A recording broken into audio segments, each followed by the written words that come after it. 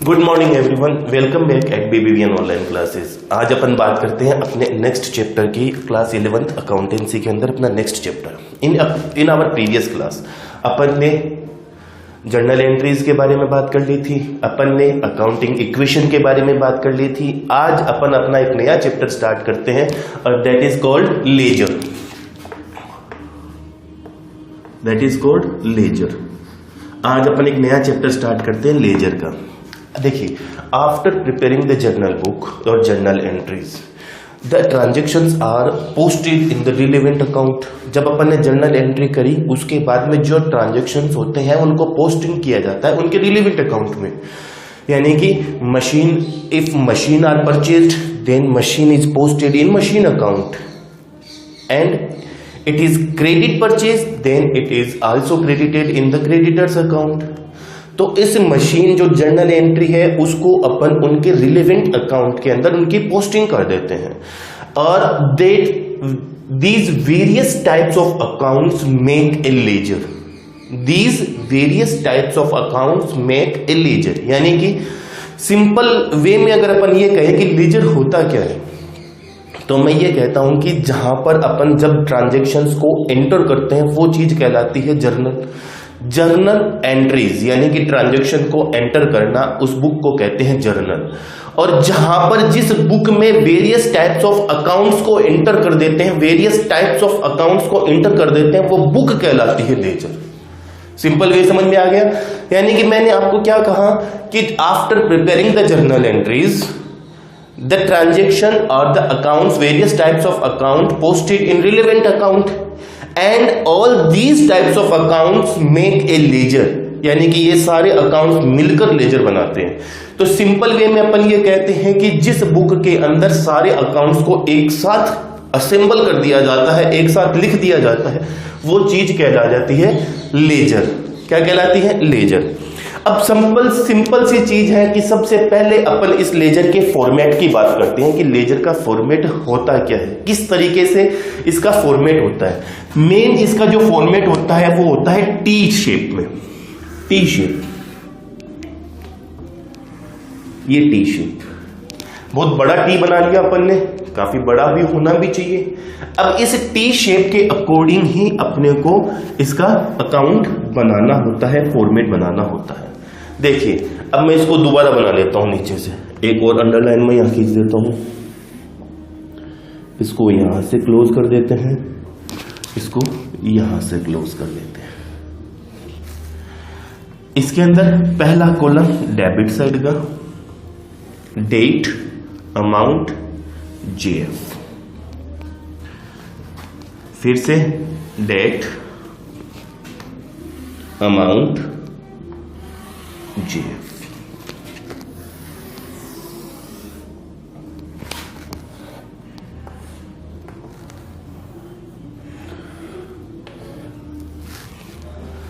अब यहां पर पर्टिकुलर जिस अकाउंट की पोस्टिंग करी जाती है, सपोज इमेजिन कर लेते हैं कि मशीन अकाउंट की पोस्टिंग कर ली जाती है, तो ऊपर अपन नाम लिख देते हैं मशीन अकाउंट। ऊपर नाम लिख देते हैं मशीन अकाउंट। ये अपना जो टी शेप था, यानी कि यही तो था टी शेप। टी शेप के इस साइड वाला डेबिट साइड और इस साइड वाला क्रेडिट साइड। इट मींस आपके left hand side debit, right hand side credit. मेरे right hand side debit, left hand side credit, यही है। यानी कि ये डेबिट साइड, ये क्रेडिट साइड, दोनों इक्वल है। पहला कॉलम डेट का, फिर पर्टिकुलर्स, जेएफ और अमाउंट। डेट, पर्टिकुलर्स, जेएफ और अमाउंट। अब आपको ध्यान में हो कि लेजर जब जर्नल एंट्रीज का फॉर्मेट अपन ने किया था तब यहां पर इस कॉलम में अपन ने LF लिखा था, और LF का मतलब मैंने बताया था लेजर फोलियो नंबर। यहां पर लिख रहे हैं JF यानी कि जर्नल फोलियो नंबर। क्लियर है? फर्क क्या हो जाता है कि ये, अब जब आपको ये कहा गया था कि लेजर फोलियो, इसका मतलब आगे के चैप्टर में बताएंगे जब हम लेजर पढ़ेंगे, यानी कि यहां पर अपन जब लेजर बना रहे हैं तो ये लेजर कौन से नंबर पर है, कौन से पेज नंबर पर है, वो चीज उस जर्नल एंट्री में लिख देते हैं। इससे क्या हो जाता है कि इजीली हम आइडेंटिफाइड कर लेते हैं कि जो जर्नल एंट्री करी थी उसकी लेजर पोस्टिंग कौन से नंबर के पेज पर हुई है, कहां हुई है, कैसे हुई है। क्लियर है। और यहां पर हम जर्नल फोलियो नंबर लिख देते हैं, यानी कि इससे ये इजीली हम आइडेंटिफाइड कर लेते हैं कि ये जो ट्रांजैक्शन हुआ था हमारा, इस ट्रांजैक्शन की जर्नल एंट्री कौन से पेज पर कितने नंबर पर करी गई थी। आपस में एक दूसरे को इजीली आइडेंटिफाइड करना, इजीली सर्च करने के लिए ये चीज लिखी जाती है। क्लियर है, समझ में आ गया फॉर्मेट। यानी कि ये टी शेप में आपके लेफ्ट हैंड साइड का कॉलम डेबिट, आपके राइट हैंड साइड का कॉलम क्रेडिट। हमने डेबिट और क्रेडिट दोनों को एक साथ एक ही फॉर्मेट में लिख लिया है। यहां पर भी ये डेबिट साइड का कॉलम हो गया, मतलब इस टी शेप को कर हमने इसको हाफ हाफ दो पार्ट में डिवाइड कर दिया, half part debit side, half part credit side. Debit side date particular JF amount, same चीज क्रेडिट साइड में date particular JF amount. Clear है, यानी कि फॉर्मेट समझ में आ रहा है, इजी है। अब आपको जर्नल एंट्री से लेजर में पोस्टिंग करनी होती है, कैसे करते हैं अभी देखते हैं, चलिए।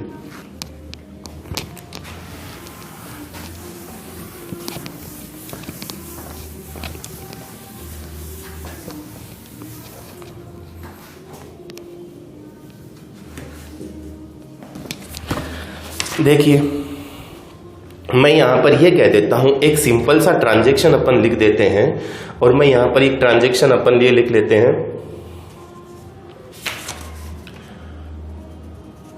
On 1 April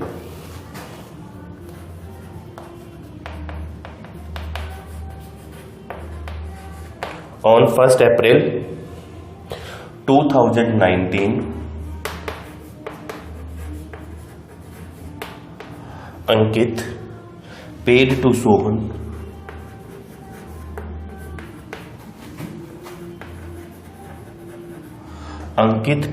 Sohan by check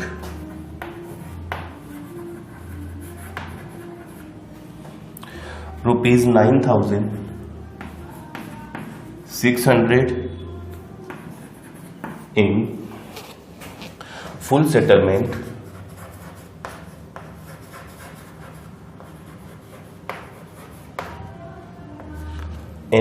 settlement of rupees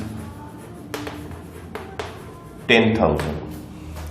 Pass the journal entry and post it into ledger account in the books of Ankit. यानी कि अपने को किसके बुक्स में पोस्टिंग करनी है, अंकित की बुक्स में।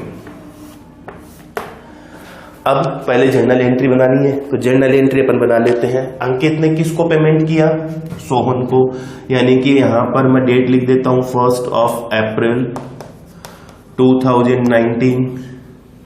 एंट्री में सोहन अकाउंट डेबिट कितने रुपए से, 9,600 से,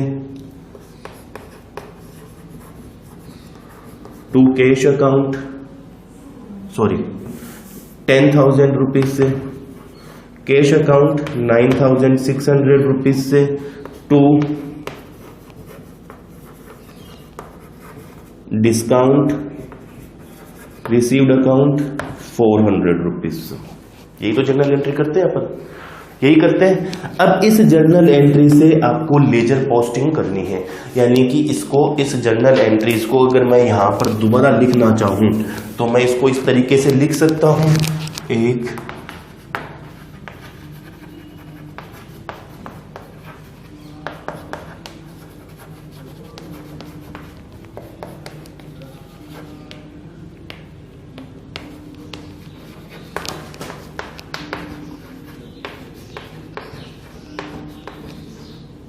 अब देखिए इस जर्नल एंट्री से अपने को लेजर पोस्टिंग करनी है।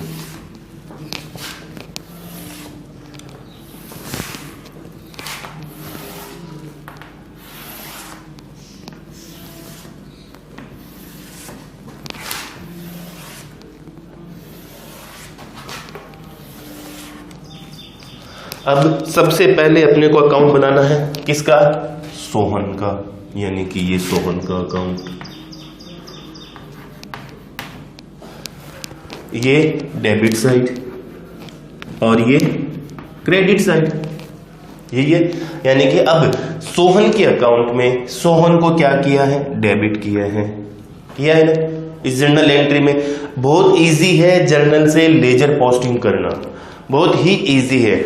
आपने क्या किया? सोहन को डेबिट किया है इस जर्नल एंट्री में, तो अब आपको इस सोहन के अकाउंट में डेबिट साइड ही लिखना है। पहले अपन फॉर्मेट कंप्लीट कर लेते हैं। Date particular, JF amount, date particular, JF amount. यानी कि अब सोहन के डेबिट साइड में नाम लिखना है किसका? जो क्रेडिट किया गया था। यानी कि क्रेडिट में अगर 2 नाम है तो दोनों लिखने हैं, 1 नाम है 1 लिखना है, 3 नाम है तीनों लिखने हैं। यानी कि डेट 1 अप्रैल 2019। 2 डेबिट में लिखने के लिए 2 वर्ड यूज लेते हैं। अब यहां पर आप कहोगे कि सर जर्नल एंट्री में तो 2 का मतलब आपने क्रेडिट बताया था, तो बेटा इस क्रेडिट को ही तो आप यहां लिख रहे हैं। लिख किसको रहे हैं? क्रेडिट साइड को ही लिख रहे हैं। यानी कि डेबिट में लिखेंगे तब 2 लिखेंगे, और अगर डेबिट में लिखेंगे तब 2 लिखेंगे, और क्रेडिट में लिखेंगे तब बाई लिखेंगे। ठीक है, तो यानी कि 2 क्रेडिट साइड में पहला नाम किसका है? कैश अकाउंट, यानी कि 2 कैश अकाउंट। कितना? 9600 कैश के सामने वाली अमाउंट। दूसरा नाम 2 डिस्काउंट रिसीव्ड, डिस्काउंट रिसीव्ड के सामने वाली अकाउंट 400। टोटल कर दो 10,000। अब सर आप कहोगे कि सर डेबिट और क्रेडिट तो इक्वल हुआ ही नहीं। डेबिट और क्रेडिट तो हमेशा इक्वल होना चाहिए, यानी कि इस डेबिट का टोटल और इस क्रेडिट का टोटल इक्वल होना चाहिए, है ही नहीं। तो इस पेमेंट करने से पहले की जर्नल एंट्री, क्यों पेमेंट किया साहब इस सोहन को? हमने गुड्स परचेज किया होगा ना अंकित ने, तब उसने क्या एंट्री करी होगी? Purchase account debit to Sohan account. ये एंट्री जब गुड्स परचेज करी होगी तब करी होगी, इसके बाद में इसको पेमेंट करने की एंट्री बता रहा है यहाँ पर। तो यहाँ पर भी तो सोहन का नाम आ रहा है, यानी कि सोहन की एंट्री यहाँ पर भी हुई होगी। तब हमने यहाँ क्या लिखा होगा? बाई परचेज अकाउंट, क्योंकि सोहन को क्रेडिट किया है तो उसके क्रेडिट साइड में नाम किसका आएगा? जिसका डेबिट साइड में नाम था वो आ जाएगा। यानी कि उल्टा रिवर्स लिखना होता है। अब आपने यहां पर लिखा होगा 10,000 रुपीज से गुड्स परचेज, तो 10,000 का ही किया था। अब ये टोटल इक्वल हो गया कि नहीं हो गया? 10,000। यहां पर आपको सिर्फ एक्सप्लेनेशन के लिए एक ही एंट्री दी गई थी, लेकिन इसको मैंने सेकेंड एंट्री से आपको इसको एक्सप्लेन किया है। क्लियर है? जब भी इस तरीके से अकाउंट क्लोज हो जाता है हम यहां पर इसको अंडरलाइन कर देते हैं। खत्म। सेकेंड बच गया कैश अकाउंट। देखिए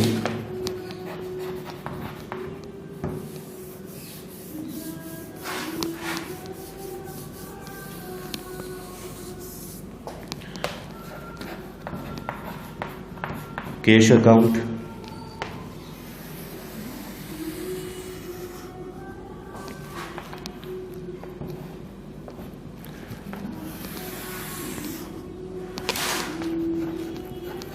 date particular, JF amount, date particular, JF amount, credit side. Cash को क्रेडिट किया था हमने जर्नल एंट्री में, यानी कि इसके क्रेडिट साइड में 1 अप्रैल 2019 को। डेबिट किसको किया है? सोहन को, यानी कि बाय सोहन अकाउंट। अब अमाउंट की बात, कैश के सामने वाली अमाउंट, कैश के सामने वाली अमाउंट यानी कि 9600 लिख दिया। अब एक चीज देखिए, एक चीज आप अपने आप को रीचेक कर सकते हैं। कैसे कर सकते हैं? हमने दो अकाउंट बनाए, सोहन का और कैश का। सोहन के अकाउंट में कैश को हमने डेबिट साइड लिखा है 9600 से, लिखा है कि नहीं लिखा है? तो कैश के अकाउंट में सोहन का नाम क्रेडिट साइड में आ गया 9600 से, यानी कि दोनों एक दूसरे के रिवर्स हो गए, इक्वल हो गए। डेबिट ऑलवेज इक्वल होता है क्रेडिट के। क्लियर है? इजी है, कर सकते हैं। एक चीज का और ध्यान रखना कि जिस किसी का भी आप अकाउंट बनाते हैं उसका खुद का नाम अकाउंट में कभी नहीं आता। क्लियर है? कर लोगे? तो अब आपको करनी क्या है? आपको इन सारी चीजों की प्रैक्टिस करनी है। अपन इसके न्यूमेरिकल क्वेश्चंस के साथ मिलेंगे अपनी अगली ऑनलाइन क्लास में। Thank you.